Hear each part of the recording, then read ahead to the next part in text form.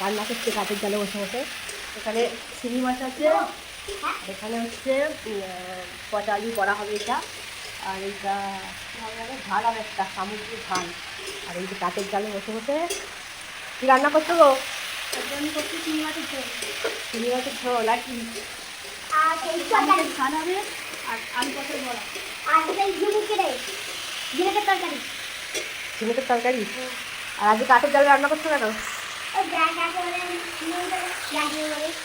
Gas আছে, কিন্তু এদের গ্যাসটা খুব আস্তে জ্বলে, আর কাঠের জালে রান্না আমার ভাই একটু খেতে ভালোবাসে, তাই ও বলতে ভালোবেসে কাঠের জালে রান্না করছে। আর ওই ঝোলটা খুব সুন্দর বানায়, তাই তো গো? এদিকে একটু তাকাও।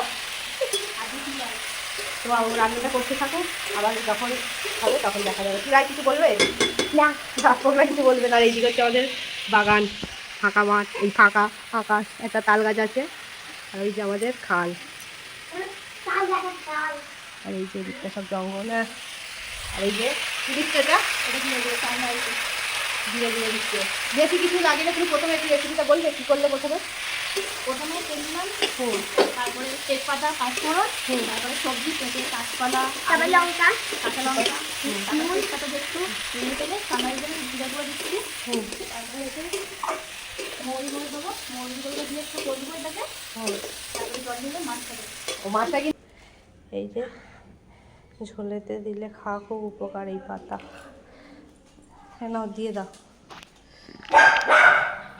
দাঁড়া, উনুনটা লিবে গেছে, পাতা দিয়ে দেখি। এই যে ঝোল একটু নেড়ে পাতাগুলো দিয়ে দেবে, তাই তো? আলুটা এবার দেখবে সেদ্ধ হয়েছে কি না।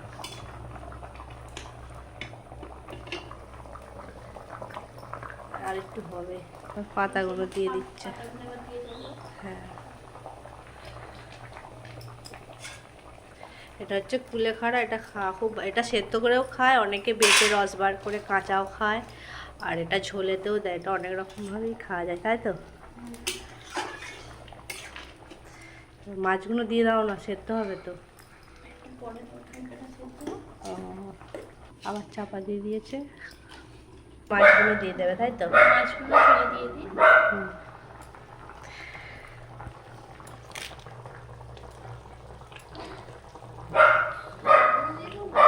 হ্যাঁ হ্যাঁ, আবার রেখে কী হবে?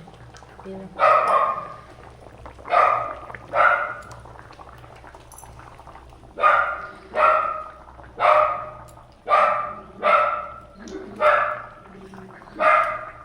দাও না,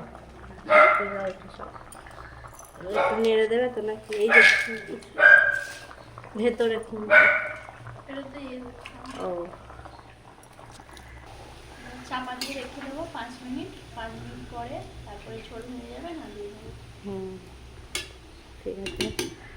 তো ভিডিওটা আর বাড়াবো না, এটুকুই থাক। আবার যখন রান্না কমপ্লিট হয়ে যাবে, আমরা যখন খেতে বসবো, সবাই দিয়ে জানা হবে কেমন রান্না হয়েছে। তো আজকের মতো টাটা।